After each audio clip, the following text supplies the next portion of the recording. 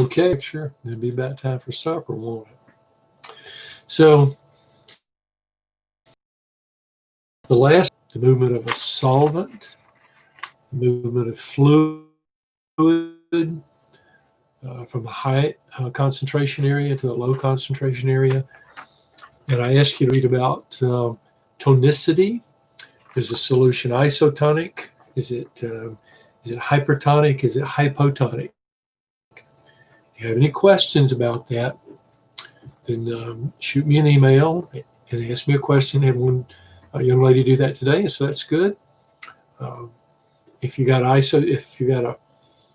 isotonic solution with your red blood cells, that means that the water content in the cells and in the solution you put those blood cells in is equal.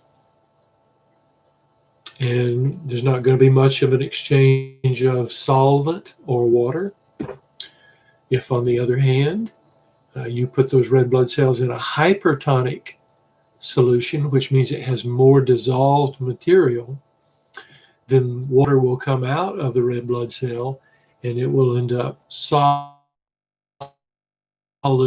in the solution inside the red blood cell and cause. Now, if you look on pages and diffusion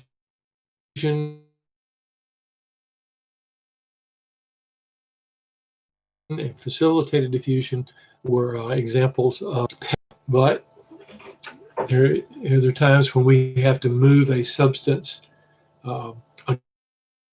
against the gradient, not with the gradient, but we're taking substances that are in small concentrations here, and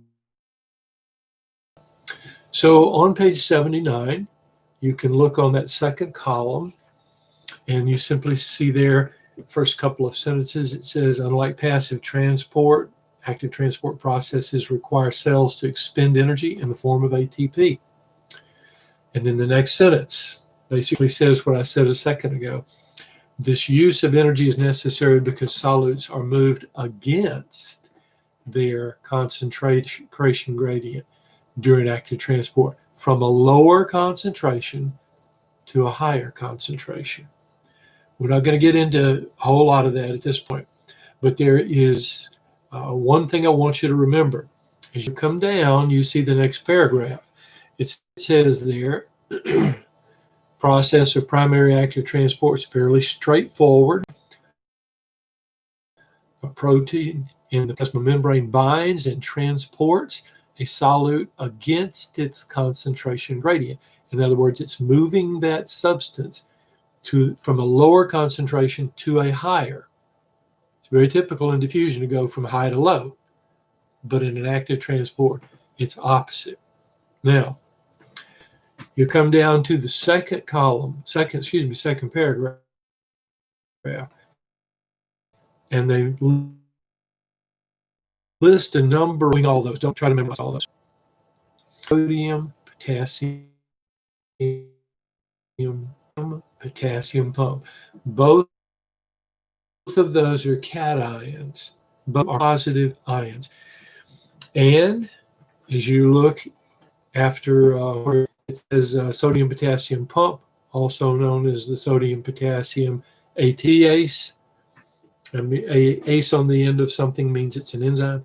Look what it says. Normally, the concentration of sodium than the sodium inside the cell.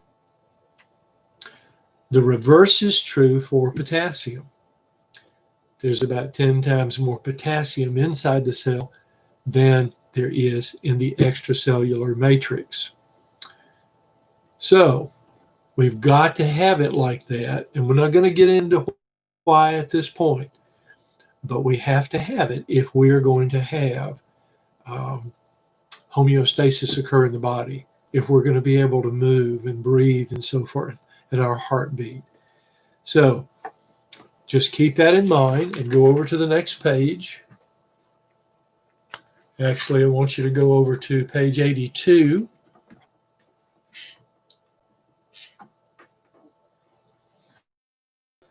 So we're going to get into, we'll chemical activity, signals, and so forth. Electrochemical signals, all those terms pretty much deal with the same thing. Now, what I want you to decide right on the top, it says ECF, that's extracellular fluid. You go through and you see it's on that. Then you get on the inside where it says cytosol, or you can say cytoplasma if you want to. And so that is negative on the inside. So we're a little bit of positive on the outside, a little bit of negative on the inside.